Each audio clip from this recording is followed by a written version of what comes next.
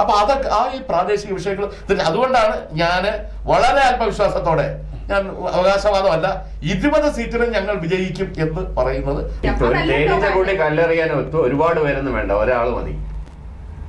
അയാളുടെ പേര് പിണറായി വിജയൻ എന്നാണ്. ജനപ്രതിനിധി എന്നുള്ള നിലയിൽ അമ്പേ പരാജയമാണെന്ന് പറയാതിരിക്കാൻ വയ്യ.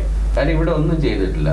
അദാനിയുടെ കൂടെ ഫ്ലൈറ്റിൽ യാത്ര ചെയ്തപ്പോൾ അദാനിയോട് ഞാൻ റെക്കമെൻഡ് ചെയ്തുകൊണ്ടാണ് വിഴിഞ്ഞ തുറമുഖം എന്നൊക്കെ പറയുന്നത്. സത്യത്തിൽ അതിന് നമ്മൾ മലയാള ഭാഷയിൽ ഇപ്പോൾ ഉപയോഗിക്കുന്നത് തള്ളെന്നുള്ള വാക്കല്ലാതെ വേറെ എന്താ പറയുന്നത്. കുറെ തള്ളിയിട്ടുണ്ട്, അല്ലാതെ ഇവിടെ ഒന്നും ചെയ്തിട്ടില്ല എന്നുള്ളത് ജനങ്ങൾക്ക് വളരെ വ്യക്തമായിട്ട് അറിയാം. ഇപ്പോൾ രാജീവ് ഗാന്ധി പണ്ട് പറയുമായിരുന്നു 1 രൂപ കൊടുത്തു കഴിഞ്ഞാൽ 10 പൈസ മാത്രമേ ജനങ്ങളിൽ എത്തുന്നുള്ളൂ, 90 പൈസ ഇടനിലക്കാർ കൊണ്ടുപോവാണ്. ഇങ്ങനെ പരാതി പറയാൻ എല്ലാവർക്കും സാധിക്കും. അപ്പോൾ അത് ജൻധൻ അക്കൗണ്ട് തുടങ്ങി ഡയറക്റ്റ് ബെനിഫിറ്റ് ട്രാൻസ്ഫർ കൊണ്ടുവന്ന 1 രൂപ കൊടുക്കുന്ന 1 രൂപ കൃത്യമായി ആളിൽ എത്തിക്കുക എന്ന സൊല്യൂഷൻ പ്രൊവൈഡ് ചെയ്യുന്നിടത്താണ് എപ്പോഴും ഒരു ഭരണാധികാരിയുടെ വിജയം ഇരിക്കുന്നത്. ഇദ്ദേഹം പറയുന്നത് അള്ളാഹു ഒന്നല്ല എന്നാണ് പറയുന്നത്, അള്ളാഹു പലതുണ്ട് എന്നാണ് ഇദ്ദേഹം പറയുന്നത്. ബാക്കി നിങ്ങൾ എന്താന്ന് വെച്ചാൽ നിങ്ങൾ ഏതാണ് ആരിഫ് മത്സരം. ആരിഫിനെ തോൽപ്പിക്കാൻ വേണ്ടി മാത്രം ഒരു മത്സരിപ്പിക്കുകയാണ്. എന്തിനാണ് KC വേണുഗോപാലുമായിട്ട് ഡീൽ ഉണ്ടാക്കിയിരിക്കുകയാണ്. CPM-നെ സംബന്ധിച്ചിടത്തോളം ചിഹ്നം നിലനിർത്തണമെന്നുണ്ടെങ്കിൽ 3 സംസ്ഥാനങ്ങളിൽ നിന്ന് 11 സീറ്റ് വേണം. ത്രിപുരയിൽ കിട്ടില്ല, ബംഗാളിൽ കിട്ടില്ല, അവർക്ക് ഉറപ്പാണ്. നമസ്കാരം, ജനവിധിയിലേക്ക് സ്വാഗതം. ജനവിധിയിൽ നിന്ന് എനിക്കൊപ്പമുള്ളത് കോൺഗ്രസ് നേതാവ് തേക്കട അനിൽകുമാർ, ഇടത് നിരീക്ഷകൻ ഡോക്ടർ B. ജയരാജ്, BJP നേതാവ് യുവരാജ് ഗോകുൽ എന്നിവരാണ്. ആദ്യം ജയരാജിലേക്ക്. ശ്രീ ജയരാജ്, ഇനിയിപ്പോൾ പോളിംഗ് ബൂത്തിലേക്ക് പോകാൻ അധിക ദിവസങ്ങളില്ല, ദിവസങ്ങൾ മാത്രം, വിരലെണ്ണാവുന്ന ദിവസങ്ങളേ ഉള്ളൂ കേരളം പോളിംഗ് ബൂത്തിലേക്ക് പോകാൻ. എങ്ങനെയാണ് ഇടതുപക്ഷത്തിൻ്റെ ഒരു പ്രതീക്ഷ? അത് ചോദിക്കാൻ കാരണം വലിയ ഭരണ വിരുദ്ധ വികാരമൊക്കെ നിലനിൽക്കുന്നുണ്ട് സംസ്ഥാനത്ത്. ആദ്യമേ തന്നെ ഞാൻ പറഞ്ഞോളട്ടെ, ഈ ഭരണവിരുദ്ധ വികാരം, ആന്റി ഇൻകംബൻസി ഫാക്ടർ ഒരു ലോക്സഭാ തെരഞ്ഞെടുപ്പിൽ സാധാരണഗതിയിൽ വർക്ക് ചെയ്യാറില്ല. പക്ഷെ കേരളത്തിൽ അതിപ്പോൾ വളരെ കുറവാണ് ആന്റി ഇൻകംബൻസി. പിന്നെ കുറെ ആരോപണങ്ങളുടെ പുകമറകൾ, അതാണ് കൂടുതൽ ചർച്ചയാകുന്നത്. മറ്റ് ചാനലുകളിലെല്ലാം അത് തന്നെയാണ് ചർച്ച. അതിൻ്റെ എന്തെങ്കിലും ഇമ്പാക്റ്റ് ഉണ്ടാകുന്നുണ്ടെന്ന് ചോദിച്ചാൽ ഒരുപക്ഷെ 1% വരെയൊക്കെ അതിൻ്റെ ഇമ്പാക്റ്റ് ഉണ്ടാകാൻ സാധ്യതയുണ്ട്. പക്ഷെ എന്നാൽ തന്നെയും പൊതുവെ കഴിഞ്ഞ ലോക്സഭാ തെരഞ്ഞെടുപ്പിനെ അപേക്ഷിച്ച് ഇത്തവണ ലോക്സഭാ തെരഞ്ഞെടുപ്പിന് ഒരുപാട് വ്യത്യാസമുണ്ട്. കഴിഞ്ഞ പ്രാവശ്യം രാഹുൽ ഗാന്ധി ഈ വയനാട് നിന്ന് ആദ്യമായി മത്സരിക്കുന്ന സമയത്ത് ഇത് അവസാന ബസ്സാണ്, ഇത് മിസ്സായി കഴിഞ്ഞാൽ പിന്നെ ഒരു രക്ഷയുമില്ല എന്നൊക്കെയുള്ള രീതിയിൽ പ്രചാരണം നടത്തുകയും അതിനെ തുടർന്ന് കോൺഗ്രസ് മാത്രമേ ഉള്ളൂ BJP-യിൽ നിന്ന് ഇന്ത്യയെ രക്ഷിക്കാൻ എന്നൊക്കെയുള്ള ഒരു ഇമേജറി ഉണ്ടാക്കി. അങ്ങനെ ആ ഒരു നറേറ്റീവിൻ്റെ ഭാഗമായിട്ടാണ് 19 സീറ്റ് പിടിക്കുകയും പിന്നീട് അതിൽ നിന്നൊരു സീറ്റ് ഇടതുപക്ഷത്തിലേക്ക് വരികയൊക്കെ ചെയ്തു. ന്യൂസ് കെ മാണിയുടെ വിഭാഗം.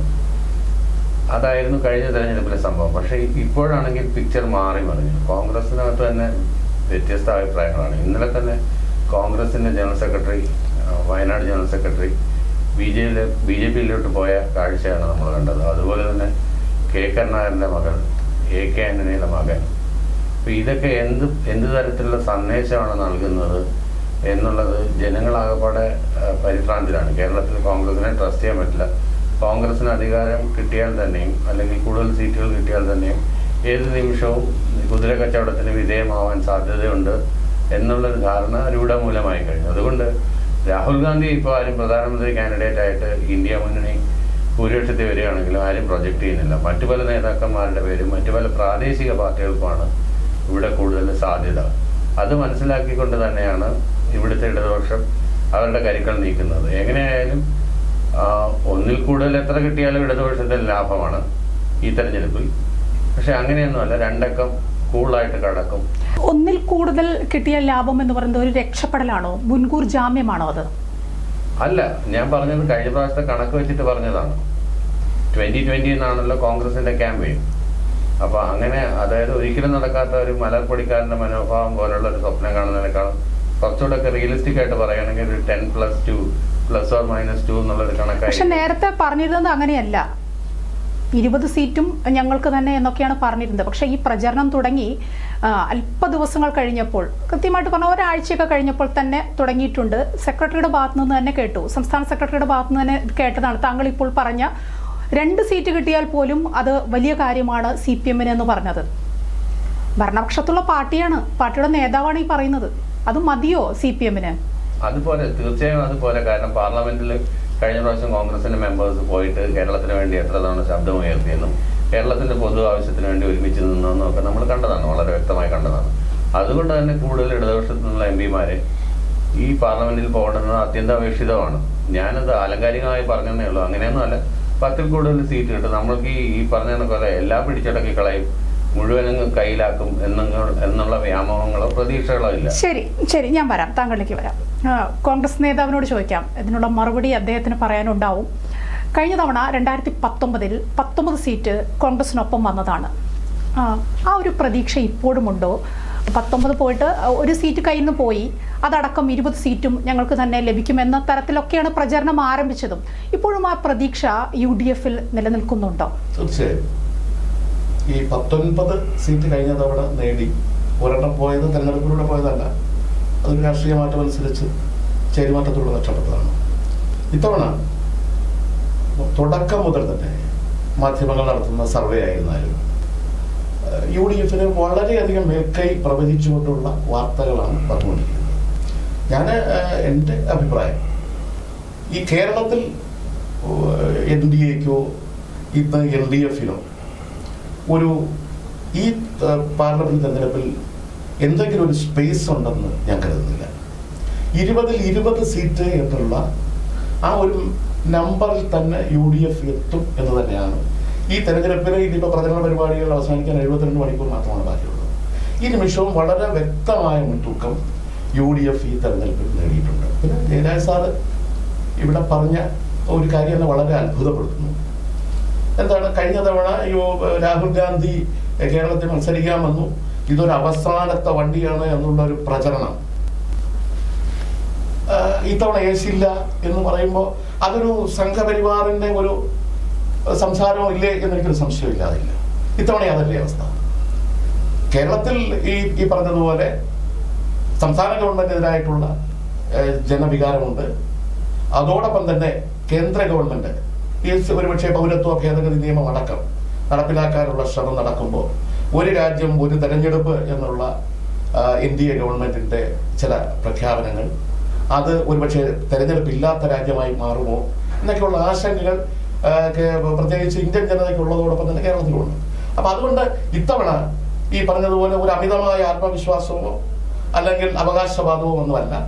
കേരള രാഷ്ട്രീയം സൂക്ഷ്മമായി നിരീക്ഷിക്കുന്ന മുഴുവൻ ആളുകൾക്കും അറിയാം, അരിയാഹാരം കഴിക്കുന്ന ആളുകൾക്ക് അറിയാം, UDF-ന് അതൊരു വളരെ വ്യക്തമായ മേൽക്കൈ ഈ തെരഞ്ഞെടുപ്പിലുണ്ട്. അത് 20 സീറ്റുകളിലേക്കും അത് എത്തും.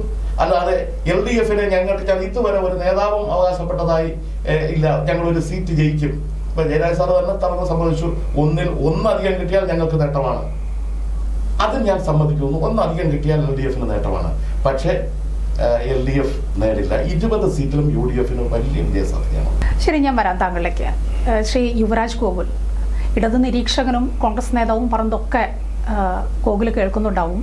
സംസ്ഥാനത്തെ ഭരണവിരുദ്ധ വികാരം അത് ഇല്ല എന്നാണ്, അത് മാധ്യമങ്ങളൊക്കെ പടച്ചുവിടുന്ന കാര്യമാണ് എന്ന നിലയ്ക്കാണ് നിരീക്ഷകൻ പറഞ്ഞത്. അതുപോലെ തന്നെ UDF വലിയ പ്രതീക്ഷയിലുമാണ്. 19 ലഭിച്ച അതേ സീറ്റുകൾ അത് നിലനിർത്താനാവും, അതിൽ കൂടുതൽ എന്ന നിലയിലാണ് അവരുടെ ഒരു പോക്ക്. NDA-യുടെ ഒരു നിലപാട് എങ്ങനെയാണ്, പ്രതീക്ഷ എങ്ങനെയാണ്?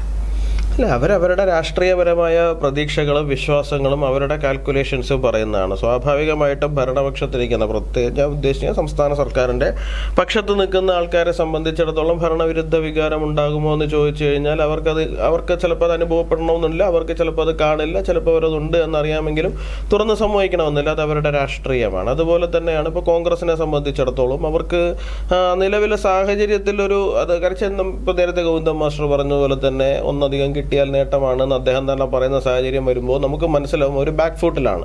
തീർച്ചയായിട്ടും ഇവിടെ ഇടതുപക്ഷം ബാക്ക് ഫുട്ടിൽ പോകുമ്പോൾ അതിൻ്റെ പൊളിറ്റിക്കൽ ഗെയിൻ ഉണ്ടാകാൻ പോകുന്ന UDF-ന് തന്നെയാണ്. ആ കാര്യത്തിൽ ആർക്കും രണ്ടഭിപ്രായം ഉണ്ടാകില്ല എന്നാണ് എൻ്റെ വിശ്വാസം രാഷ്ട്രീയമായിട്ട്. പക്ഷേ NDA സംബന്ധിച്ചിടത്തോളം ഇപ്പോൾ കഴിഞ്ഞ ഒരു 10 വർഷത്തെ തെരഞ്ഞെടുപ്പുകൾ എടുത്തു കഴിഞ്ഞാൽ 2014, 19 മുതൽ ഇങ്ങോട്ട് എടുത്തു കഴിഞ്ഞാൽ ഏറ്റവും മികച്ച രീതിയിൽ പോരാടുന്ന ഒരു തിരഞ്ഞെടുപ്പാണ് കേരളത്തിനെ സംബന്ധിച്ചിടത്തോളം NDAക്ക്. മുമ്പ് നമ്മൾ ഒരു സീറ്റിലേക്ക് മാത്രം മത്സരിച്ചിരുന്ന സ്ഥലത്ത് നിന്ന് ഇന്ന് 7ഓളം സീറ്റുകളിൽ നമ്മൾ വിജയപ്രതീക്ഷ വെച്ച് പുലർത്തി പോരാടുന്ന ഒരു സാഹചര്യത്തിലേക്ക് വന്നിരിക്കുകയാണ്. ഏതാണ്ട് 1/3 വോട്ടുകൾ നമുക്ക് നേടാൻ കഴിയുന്ന സാഹചര്യം, 27, 28, 30% വോട്ടുകൾ പല മണ്ഡലങ്ങളിലും നേടും എന്നുള്ള കാര്യം ഇതിനോടകം മിക്ക മുഖ്യധാരാ മാധ്യമങ്ങളുടെയും സർവേകളിൽ തന്നെ വരുന്നുണ്ട്. അപ്പോൾ NDAയെ സംബന്ധിച്ചിടത്തോളം വലിയ വിജയപ്രതീക്ഷയിൽ തന്നെയാണ് അത് മുമ്പോട്ട് പോയിക്കൊണ്ടിരിക്കുന്നത്. അതിനകത്ത് 2 തരത്തിലുള്ളൊരു കാര്യമുണ്ട്. ഒന്നാമത്തെ കാര്യം എന്ന് പറഞ്ഞു കഴിഞ്ഞാൽ, ഇപ്പോൾ ഇവർ പരസ്പരം അങ്ങോട്ടും ഇങ്ങോട്ടും പറഞ്ഞിരുന്നാലും കേരളത്തിലെ രാഷ്ട്രീയം അറിയാവുന്ന പ്രബുദ്ധരായ ജനതയെ സംബന്ധിച്ചിടത്തോളം ഒരു കാര്യത്തെക്കുറിച്ചിട്ട് നല്ല നിശ്ചയമുണ്ട്. ഇത് NDA വിരുദ്ധമായി പോകുന്ന ഓരോ വോട്ടും ഒരേ മുന്നണിക്ക് തന്നെയാണ് പോകുന്നതെന്നുള്ള കാര്യത്തെക്കുറിച്ചിട്ട് അവർക്കറിയാം. എന്താണ് ഇവർക്ക് രാഷ്ട്രീയമായിട്ട് മുമ്പോട്ട് വയ്ക്കാനുള്ള ഒരു വ്യത്യാസം? പ്രത്യേകിച്ചൊന്നും തന്നെ ഇല്ല. ഇപ്പോൾ ഇവിടുന്ന് CPM ജയിച്ചിട്ട് അവിടെ ചെന്നിട്ട് വേണം, ഇപ്പം രാഹുൽ ഗാന്ധി അല്ല പ്രധാനമന്ത്രി സ്ഥാനാർത്ഥി എന്നൊക്കെ പറഞ്ഞിരുന്നാലും രാഹുൽ ഗാന്ധിക്ക് വേണ്ടിയിട്ട് കൈപൊക്കാൻ വേണ്ടിയിട്ട് ഇപ്പോൾ രാഹുൽ ഗാന്ധിക്കെതിരെ ഇവിടെ പ്രചരണം നടത്തുക, അദ്ദേഹത്തിൻ്റെ ഓഫീസിൽ കൊണ്ടുപോയിട്ട് വാഴ നടുക SFIക്കാർ, എന്നിട്ട് രാഹുൽ ഗാന്ധി ഒരു വാഴയാണെന്ന് പറയുക, എന്നിട്ട് അതേ രാഹുൽ ഗാന്ധിക്ക് വേണ്ടിയിട്ട് ഡൽഹിയിൽ ചെന്നിട്ട് അദ്ദേഹത്തെ പ്രധാനമന്ത്രി സ്ഥാനാർത്ഥിയായിട്ട് എടുത്തുയർത്തുക. അപ്പോൾ നിലപാടുകളുടെ കാര്യത്തിൽ ഇടതുപക്ഷത്തിന് ക്ലാരിറ്റി ഇല്ല. ഇതെന്താണ് ഇവരുടെ പിന്തുണ വാങ്ങിക്കൊണ്ട് ചെയ്യാൻ പോകുന്നതെന്നുള്ള കാര്യത്തിൽ കോൺഗ്രസിന് ക്ലാരിറ്റി ഇല്ല. അപ്പോൾ മൊത്തത്തിലൊരു ക്ലാരിറ്റി ഇല്ലായ്മ ആ പക്ഷത്തെ സംബന്ധിച്ചിടത്തോളം വ്യക്തമായിട്ട് തന്നെ നമുക്ക് നിലനിൽക്കുന്നുണ്ട്. അപ്പോൾ ജനങ്ങളെ സംബന്ധിച്ചിടത്തോളം കൃത്യമായിട്ട് രാഷ്ട്രീയമായിട്ട് അവർക്ക് ബോധ്യമുണ്ട് ആർക്കാണ് വോട്ട് ചെയ്യേണ്ടതെന്നുള്ള കാര്യം. എന്തായാലും കേന്ദ്രത്തിൽ പ്രധാനമന്ത്രിയായിട്ട് നരേന്ദ്രമോദിജി തന്നെ തിരിച്ചു വരാൻ പോകുന്നു എന്നുള്ള കാര്യത്തിൽ അധികാർക്ക് ഇപ്പോൾ അവർ സമ്മതിച്ചാലും സമ്മതിച്ചില്ലെങ്കിലും അധികാർക്ക് സംശയം ഉണ്ടാകുമെന്ന് എനിക്ക് തോന്നുന്നില്ല. ഉള്ളിൽ എല്ലാവർക്കും അറിയാവുന്ന കാര്യമാണ്. അപ്പോൾ അത്തരത്തിലൊരു തെരഞ്ഞെടുപ്പ് വരുന്ന സമയത്ത് BJPക്ക് വോട്ട് ചെയ്യുന്നതാണ് നല്ലതെന്നുള്ളതിനെ കുറിച്ചിട്ട് ജനങ്ങൾക്ക് ധാരണയുണ്ട്. അതുകൊണ്ട് തന്നെ തിരുവനന്തപുരത്തും തൃശ്ശൂരും പത്തനംതിട്ടയിലും ഒക്കെ അത്ഭുതങ്ങൾ സംഭവിക്കും എന്നുള്ള കാര്യത്തിൽ ഞങ്ങൾക്ക് നല്ല ഉറപ്പുണ്ട്. ശ്രീ ജയരാജ്, ഇത്തവണ മുൻ വർഷങ്ങളിലേക്കാൾ മുൻ തെരഞ്ഞെടുപ്പുകളിലേക്കാളൊക്കെ പ്രത്യേകത തോന്നിയത്, എനിക്ക് തോന്നിയത് അങ്ങനെയാണ്, പ്രാദേശിക വിഷയങ്ങൾ വല്ലാതെ ഊന്നുണ്ട് പ്രചരണ വേളയിലൊക്കെ. അത് ഈ പ്രാദേശിക വിഷയങ്ങളിലേക്ക് കടക്കുമ്പോൾ അത് പ്രതികൂലമായി ബാധിക്കുന്നത് ഇടതുപക്ഷത്തെയാണ്. തോന്നിയില്ല അത്?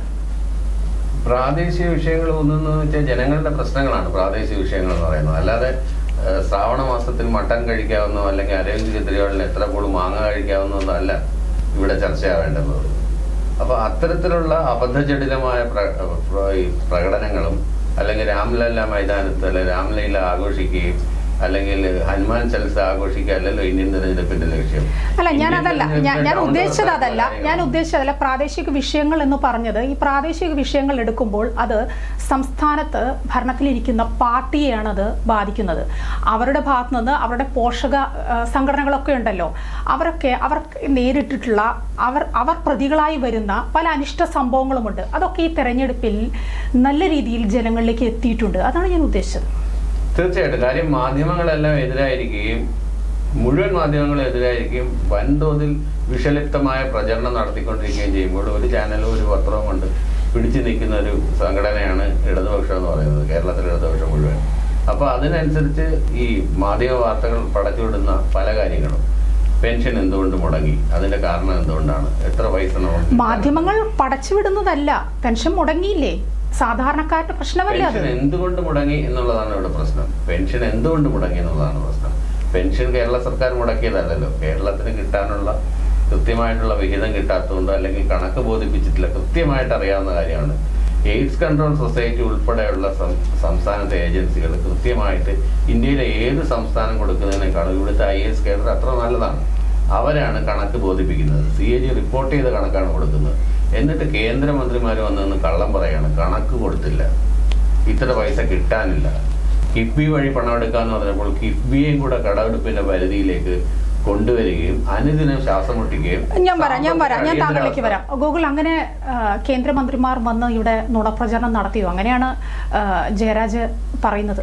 അല്ല, അദ്ദേഹം അത് പറയുന്നതിൻ്റെ സാങ്കത്യം എന്താണെന്ന് എനിക്ക് മനസ്സിലാകുന്നില്ല. ഒന്ന്, കേന്ദ്രമന്ത്രിമാർ നുണ പറഞ്ഞു എന്നുണ്ടെങ്കിൽ കേന്ദ്രമന്ത്രിമാരോട് പാർലമെൻറ്റിൽ അവർക്ക് ചോദ്യം ചോദിക്കാമല്ലോ.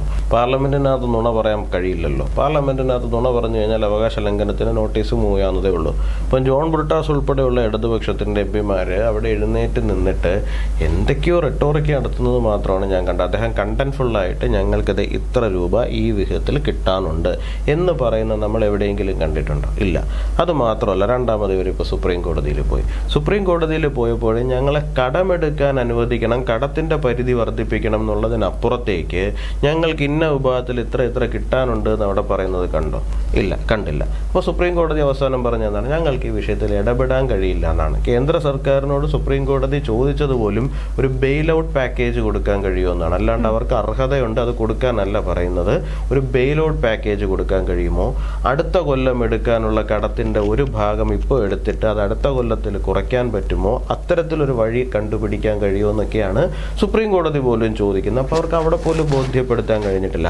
ഓക്കെ, ശരി, ഇപ്പോൾ കേന്ദ്രമന്ത്രിമാർ ഇവിടെ വന്ന് നിന്ന് രാഷ്ട്രീയ പ്രസംഗം നടത്തുന്നതിനകത്ത് നുണ പറയുന്നു എന്നുണ്ടെങ്കിൽ തീർച്ചയായിട്ടും സുപ്രീം കോടതിയിൽ അവർക്ക് വഴിയുണ്ടായിരുന്നു, അല്ലാന്നുണ്ടെങ്കിൽ പാർലമെന്റിനകത്ത് വഴിയുണ്ടായിരുന്നു. അപ്പോൾ അത്തരത്തിലൊരു സാഹചര്യമൊന്നും അവർ യൂസ് ചെയ്യുന്നത് നമ്മൾ കണ്ടില്ല. ശ്രീ അനിൽകുമാർ, തിരുവനന്തപുരത്തേക്ക് വന്നാൽ തിരുവനന്തപുരം എപ്പോഴും ശ്രദ്ധേയമായൊരു മണ്ഡലം തന്നെയാണ് അല്ലേ? BJPയുടെ എ ക്ലാസ് മണ്ഡലം കൂടിയാണ്. BJP എന്നും ഫോക്കസ് ചെയ്യുന്ന ഒരു മണ്ഡലം കൂടിയാണ്. ഇത്തവണ ത്രികോണ മത്സരം നടക്കുന്നു ഇവിടെ. എങ്ങനെയാണ് തരൂർ 15 വർഷം തരൂർ നമ്മുടെ ജനപ്രതിനിധി ആയിരുന്ന ഒരു മണ്ഡലം കൂടിയാണ്. എങ്ങനെയാണ് തരൂർ 4ാം ഘട്ടത്തിലേക്ക് പോകുമോ? എന്താണ് കോൺഗ്രസിന്റെ ഒരു പ്രതീക്ഷ? അതിൽ യാതൊരു സംശയവും ഇതിലില്ല. ശ്രീ ശശി തരൂര് 4ാം ഘട്ടവും കഴിഞ്ഞ തവണത്തേതിനേക്കാൾ മികച്ച ഭൂരിപക്ഷത്തോടെ പാർലമെന്റിലേക്ക് പോകും എന്ന് തന്നെയാണ് ഞങ്ങളുടെ വിലയിരുത്തൽ. അതിന് അങ്ങനെ അല്ലാതിരിക്കാൻ യാതൊരു കാരണവും തിരുവനന്തപുരം പാർലമെന്റ് സീറ്റിനെ സംബന്ധിച്ച് കാണുന്നില്ല.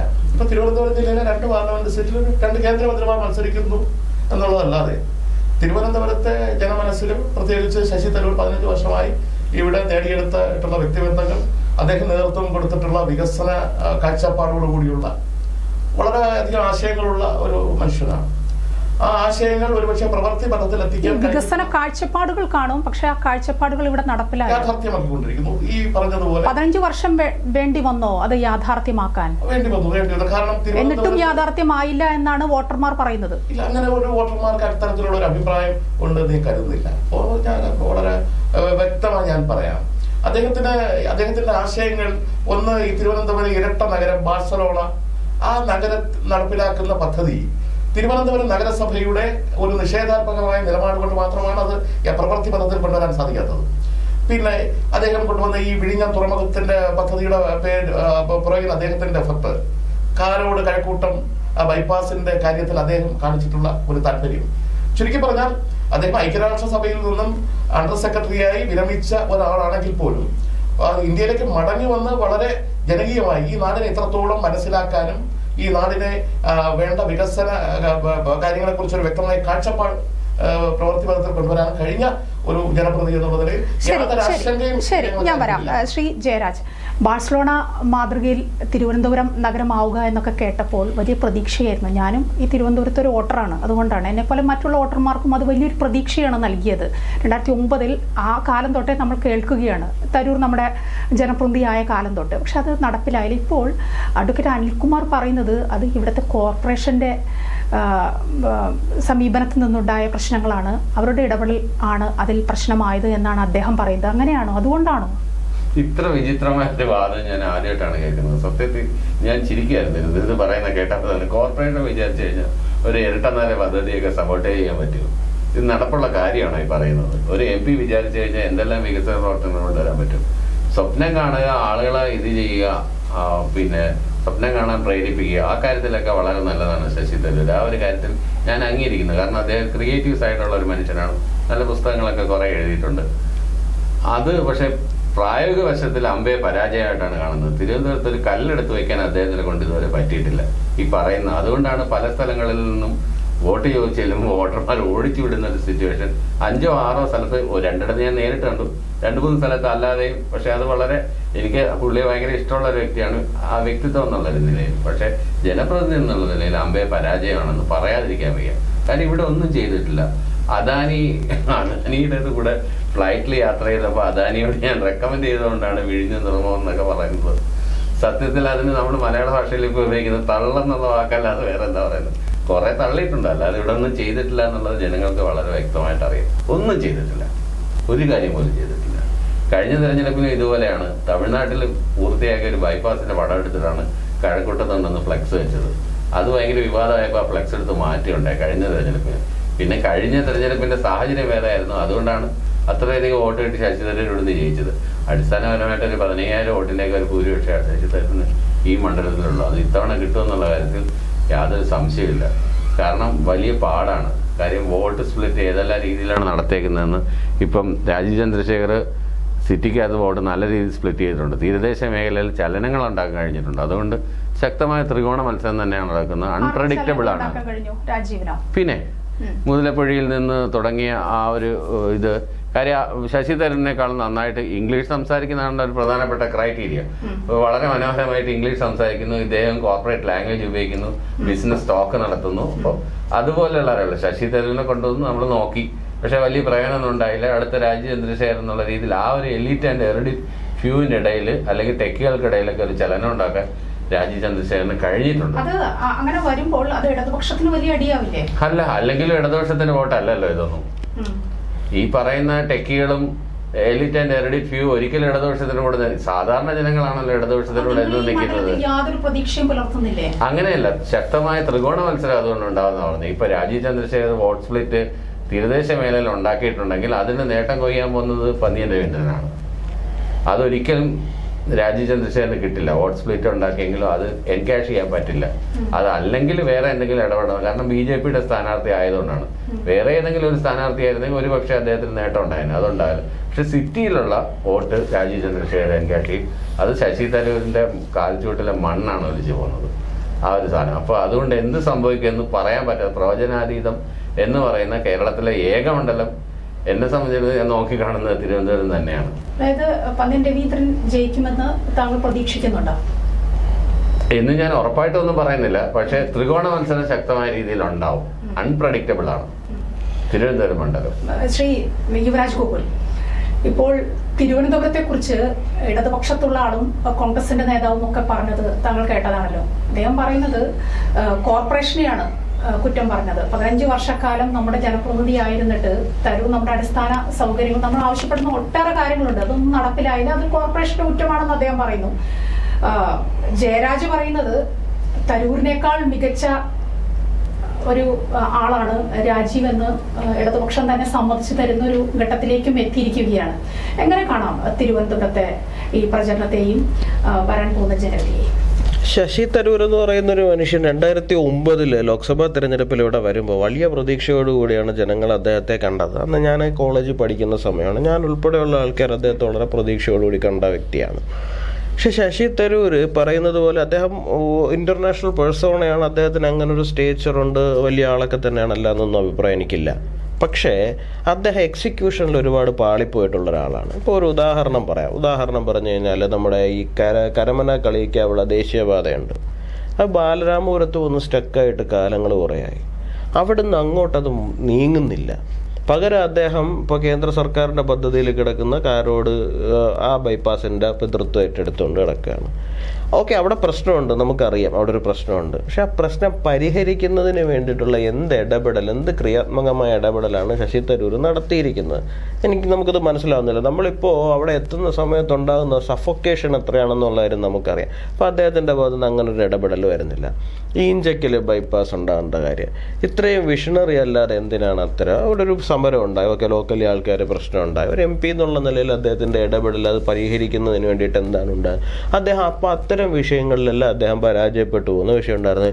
ഇപ്പോൾ കോർപ്പറേഷൻ ബാഴ്സലോണ ടിൻ സിറ്റിക്കെതിരെ നിന്നില്ല എന്നൊന്നും ഞാൻ വിശ്വസിക്കുന്നില്ല. പക്ഷെ എന്നിരുന്നാൽ പോലും അതിനെ പരിഹരിക്കാൻ വേണ്ടിയിട്ട് അദ്ദേഹം എന്ത് ചെയ്തു എന്നുള്ളതാണ് ചോദ്യം വരുന്നത്. അദ്ദേഹത്തിന് അത്തരത്തിലുള്ള ഒരു സ്റ്റേറ്റ്സ്മാൻഷിപ്പോടുകൂടി വളരെ ക്രിയേറ്റീവായി ഇടപെടൽ നടത്തുന്നതിനകത്ത് അദ്ദേഹം ഒരുപാട് പരാജയപ്പെട്ടു പോയിട്ടുണ്ട്.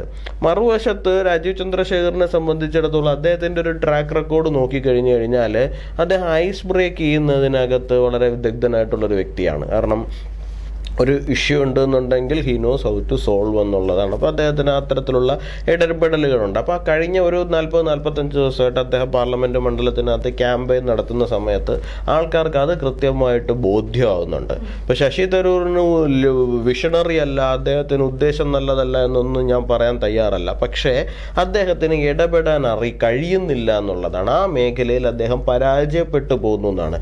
കുറേ ഇപ്പം ജയരാജ് സാർ പറഞ്ഞതുപോലെ കുറേ സ്വപ്നങ്ങൾ വിറ്റ് ഏറ്റത് കൊണ്ടായില്ലല്ലോ. ഇതിനെ എപ്പോഴും നമുക്ക് പ്രാവർത്തികമാക്കുന്നതിനകത്താണല്ലോ ഒരു ഭരണാധികാരിയുടെ കഴിവ് എന്ന് പറയുന്നിരിക്കുന്നത്. ഇങ്ങനെ ഇപ്പോൾ രാജീവ് ഗാന്ധി പണ്ട് പറയുമായിരുന്നു, 1 രൂപ കൊടുത്തു കഴിഞ്ഞാൽ 10 പൈസ മാത്രമേ ജനങ്ങളിൽ എത്തുന്നുള്ളൂ, 90 പൈസ ഇടനിലക്കാർ കൊണ്ടുപോവാണ്. ഇങ്ങനെ പരാതി പറയാൻ എല്ലാവർക്കും സാധിക്കും.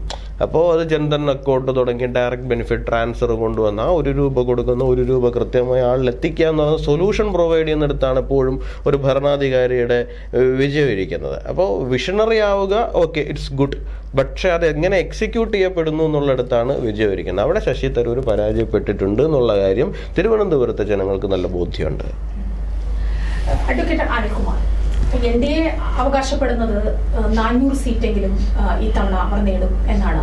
പുറത്ത് ഇന്ത്യ മുന്നണിയുണ്ട്. ഇന്ത്യ മുന്നണിയുടെ പ്രതീക്ഷകൾ അത് എങ്ങനെയാണ്?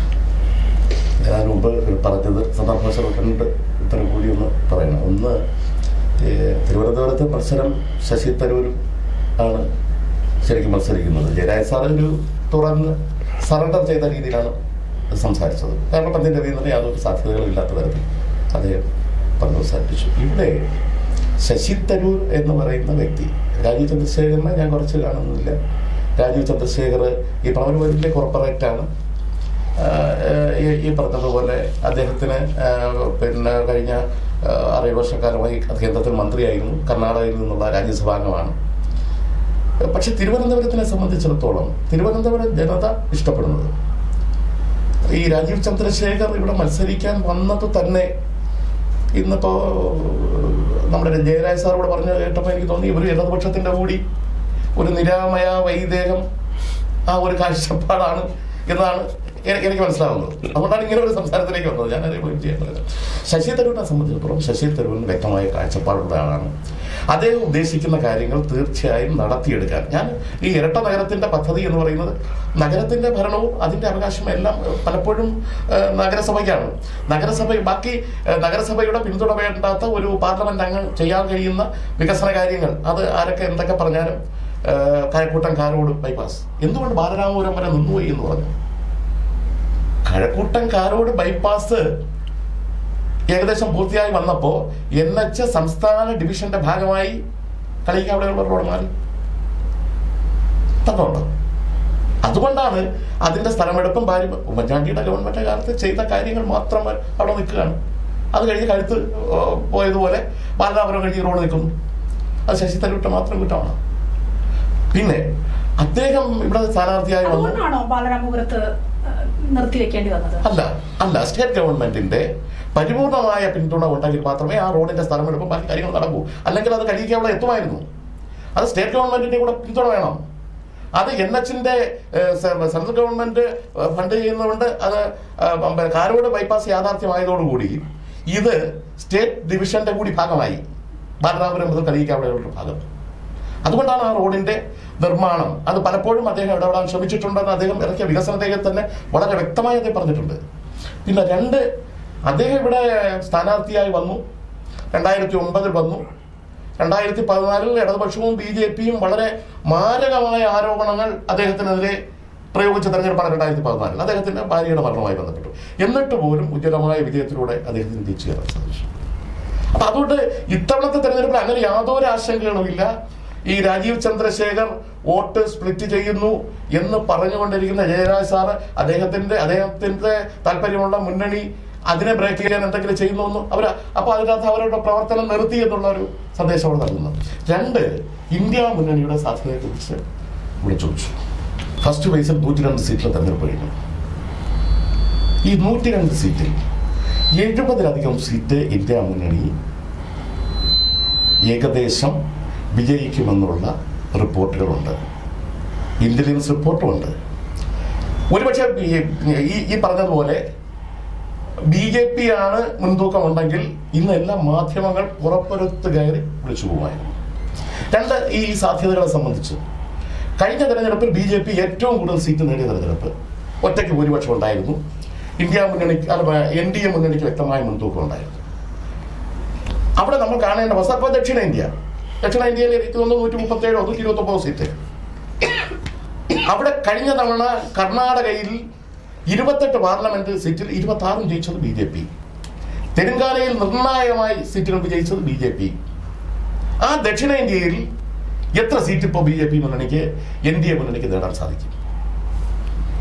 2, ഇന്ത്യയിൽ ഏറ്റവും കൂടുതൽ രാഷ്ട്രീയ കുതിരക്കച്ചവടം നടന്ന ഒരുപക്ഷെ ദേശീയ അന്വേഷണ ഏജൻസികളെ ഉപയോഗിച്ചുകൊണ്ട് നേതാക്കന്മാരെ ഭീഷണിപ്പെടുത്തുക, പാർട്ടിയെ പിളർക്കുക ചെയ്ത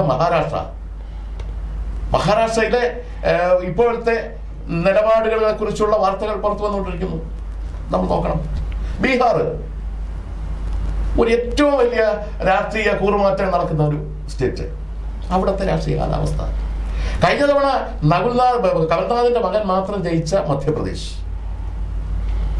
കഴിഞ്ഞ തവണ ഒരു സീറ്റും കോൺഗ്രസ് ജയിക്കാത്ത രാജസ്ഥാൻ, ആം ആദ്മി പാർട്ടി നേതാവ് കെജ്രിവാളിന്റെ അറസ്റ്റ് അടക്കം പഞ്ചാബ്, ഹരിയാന, ഡൽഹി, ഒരു മുന്നണി ബന്ധങ്ങളും യാഥാർത്ഥ്യമാകാത്ത ഉത്തർപ്രദേശ് ഇത്തവണ ഇന്ത്യ മുന്നണി യാഥാർത്ഥ്യമായിരിക്കുന്നു. അതുകൊണ്ട് ഞാൻ ഒരു വലിയ അങ്ങനെ ഈ ഒരു ചെറിയ കാര്യം കൂടി, സമയം ഞാൻ കൂടുതൽ എടുക്കുന്നു എന്ന് തോന്നൽ വേണ്ടത്, ഈ തെരഞ്ഞെടുപ്പ് നമ്മൾ വളരെ മുമ്പേ പ്രതീക്ഷിച്ച തെരഞ്ഞെടുപ്പാണ്. ഈ തെരഞ്ഞെടുപ്പിൽ BJP മുന്നണിക്കും NDA മുന്നണിക്കും ജയസാധ്യത ഉണ്ടായിരുന്നുവെങ്കിൽ ഈ തെരഞ്ഞെടുപ്പ് വളരെ മുമ്പേ നടക്കുമായിരുന്നു. നമ്മൾ ഓർമ്മിക്കണം, ഈ തെരഞ്ഞെടുപ്പിന്റെ 7 ഘട്ട തെരഞ്ഞെടുപ്പ് കഴിഞ്ഞ് വോട്ടെണ്ണുന്നത് ജൂൺ മാസം 4-ാം തീയതി.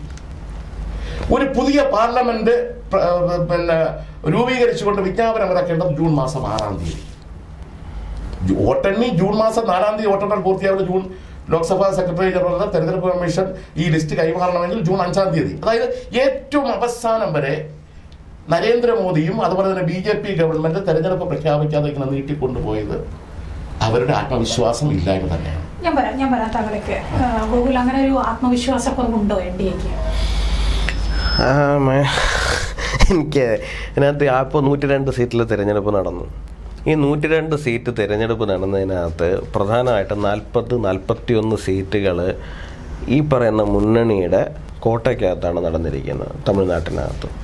കഴിഞ്ഞ തവണ 40 സീറ്റ് 39 സീറ്റ് അല്ലേ തമിഴ്നാട്, 39 സീറ്റ്, ഒരു സീറ്റ് പുതുച്ചേരി, 40 സീറ്റ്. 40 സീറ്റ് ഇവർക്ക് ഏതാണ്ട് വാക്ക് ഓവർ പോയതാണ്. ഒരു സീറ്റ് മാത്രം NDA മുന്നണി ജയിക്കുന്ന സാഹചര്യം വന്നു. ഇത്തവണ അവിടെ സീറ്റ് കൂടുമോ കുറയുമോ എന്ന് അവരോടൊന്ന് ചോദിച്ചു നോക്കിക്കഴിഞ്ഞാൽ തന്നെ നമുക്ക് മനസ്സിലാവും. കാരണം അവർക്കതിൽ നിന്ന് പുറകിലേക്ക് പോകാൻ മാത്രമേ സാധിക്കുള്ളൂ. അവരതിൽ നിന്ന് പുറകിലേക്ക് പോവുകയും ചെയ്യും. കാരണം ഇപ്പോൾ കോയമ്പത്തൂർ ഉറപ്പായിട്ട് അണ്ണാമല ജയിക്കും. നമ്മളെ സംബന്ധിച്ചിടത്തോളം തിരുനെൽവേലി നയനാർ നാഗേന്ദ്രൻ 100% ജയിക്കും. 2-7 BJP മാത്രം തമിഴ്നാട്ടിൽ പോലും എക്സ്പെക്ട് ചെയ്യുന്നുണ്ട്. അപ്പോൾ അദ്ദേഹം ദക്ഷിണേന്ത്യയിലെ കാര്യം ചോദിച്ചുകൊണ്ടാണ് ഞാൻ പറഞ്ഞത്. പുതുച്ചേരിയിൽ എന്താണ് അവസ്ഥ എന്നുള്ള കാര്യവും നമുക്ക് നന്നായിട്ട് അറിയാം. പുതുച്ചേരി നിലവിൽ NDA ഭരിക്കുകയാണ്. ഇങ്ങനൊരു സാഹചര്യം ഉണ്ടായിട്ടില്ല. 2019 അങ്ങനെ ഒരു സാഹചര്യം അല്ല ഉള്ളത്. കർണാടകയെ സംബന്ധിച്ചിടത്തോളം ഞങ്ങൾക്ക് മറ്റ് ആശങ്കകളൊന്നും തന്നെ ഇല്ല. ഇപ്പോൾ ചിലപ്പോൾ 1-2 സീറ്റുകളിൽ അങ്ങോട്ടോ ഇങ്ങോട്ടോ മാറ്റം വരുമോ ഇല്ലയോ എന്ന് നമുക്കിപ്പോൾ പ്രെഡിക്റ്റ് ചെയ്യാൻ പറ്റില്ല. പക്ഷേ എന്നിരുന്നാലും 20-ലധികം സീറ്റുകളിൽ BJP 100% ജയിക്കും. തെലങ്കാനയിൽ കഴിഞ്ഞ തവണ 4 സീറ്റായിരുന്നത് ഇത്തവണ 8ലേക്ക് പോകുമെന്നുള്ള കാര്യത്തെക്കുറിച്ചിട്ട് നമുക്ക് നല്ല നിശ്ചയമുണ്ട്. അപ്പോൾ ഇവരുടെ ഭാഗത്ത് നിന്നിരുന്ന സീറ്റുകളിൽ പോലും നമ്മൾ ജയിച്ച് കയറി വരുന്നൊരു കാഴ്ചയാണുള്ളത്. പിന്നെ UP ഈ മുന്നണി യാഥാർത്ഥ്യമായെന്ന് അദ്ദേഹം പറയുന്നത് എങ്ങനെയാണെന്ന് എനിക്ക് മനസ്സിലാകുന്നില്ല. കാരണം UP കഴിഞ്ഞ തവണ SP-യും BSP-യും പോലെ രണ്ടാമതും മൂന്നാമതും നിന്ന ആൾക്കാർ തമ്മിൽ സഖ്യമുണ്ടാക്കുക, അത്രയും അതിശക്തമായിട്ട് BJPക്കെതിരെ ഫൈറ്റ് ചെയ്യാൻ. രണ്ടാമതും മൂന്നാമതും മാത്രമല്ല, RLD പോലുള്ള സംഘടനകൾ പോലും, പാർട്ടി പോലും ഈ മുന്നണിയുടെ ഭാഗമായിട്ട് നിന്നാണ്. കോൺഗ്രസ് മാത്രമാണ് മാറുന്നത്. അത് ഈ പറയുന്ന ഫോർവേഡ് വോട്ടുകളെ സ്പ്ലിറ്റ് ചെയ്യുക എന്ന് പറയുന്ന ഒരു ഇതായിട്ടായിരുന്നു, ജനറൽ കാസ്റ്റ് വോട്ടുകളെ. അപ്പോൾ ഇത്തവണ അങ്ങനെ ഒരു സാഹചര്യം അവിടെ ഇല്ല. SP-യും BSP-യും രണ്ടായിട്ടാണ് മത്സരിക്കുന്നത്. RLD BJPയുടെ കൂടെയാണ് നിൽക്കുന്നത്. അപ്പോൾ കഴിഞ്ഞ തവണ ഉണ്ടാക്കാൻ പറ്റാത്ത ഒരു നേട്ടവും ഇത്തവണയും ഇവരവിടെ ഉണ്ടാക്കാൻ പോകുന്നില്ല. മഹാരാഷ്ട്രയെ സംബന്ധിച്ചിടത്തോളം മഹാരാഷ്ട്രയിൽ ഇവരുടെ മുന്നണി ഇപ്പോൾ നയിക്കുന്നത് ഉദ്ധവ് താക്കറെയുടെ ശിവസേനയാണ്. ഏറ്റവും കൂടുതൽ സീറ്റ് മത്സരിക്കുന്നത് ഉദ്ധവ് താക്കറെ. അതിൻ്റെ പുറകിൽ രണ്ടാമതും മൂന്നാമതും മാത്രമാണ് ശരത് പവാറിൻ്റെ NCP-യും കോൺഗ്രസും നിൽക്കുന്നത്. ഉദ്ധവ് താക്കറെയുടെ ശിവസേനയ്ക്ക് BJPക്കെതിരായിട്ട് എന്താണ് മാറ്റം ഉണ്ടാക്കാൻ പോകുന്നതെന്നുള്ള കാര്യത്തെക്കുറിച്ചിട്ട് നമുക്ക് തിരഞ്ഞെടുപ്പ് കഴിയുമ്പോൾ മനസ്സിലാവും. ബീഹാറിൽ ഇവരുടെ മുന്നണി ഉണ്ടാക്കിയ ആൾ തന്നെ തിരിച്ചിപ്പോൾ BJPയിൽ എത്തി നിൽക്കുന്ന സാഹചര്യമാണ്. അപ്പോൾ എന്താണ് ഒരു അത്ഭുതം സൃഷ്ടിക്കാൻ പോകുന്നത്? ഒരത്ഭുതവും സൃഷ്ടിക്കപ്പെടാൻ പോകുന്നില്ല എന്ന് മാത്രമല്ല, ഇത്തവണയും പ്രതിപക്ഷ നേതാവിനെ തിരഞ്ഞെടുക്കാനുള്ള MP-മാരെ ഒരു പാർട്ടിക്കും കിട്ടില്ല എന്നുള്ളതാണ് ഈ തിരഞ്ഞെടുപ്പിൻ്റെ യാഥാർത്ഥ്യം. അതൊരു യാഥാർത്ഥ്യമാണ്. ഞാൻ അഹങ്കാരി പറയുന്നതോ അല്ലെങ്കിൽ ഓവർ കോൺഫിഡൻസിൽ പറയുന്നതോ അല്ല. ഒരു രാഷ്ട്രീയ വിദ്യാർത്ഥി എന്നുള്ള നിലയിൽ ഈച്ച് ആൻഡ് എവരി സ്റ്റേറ്റിനെ നമ്മൾ ഡിവൈഡ് ചെയ്ത് പഠിക്കുന്ന സമയത്ത് ഞാൻ മനസ്സിലാക്കുന്നൊരു യാഥാർത്ഥ്യമാണ്.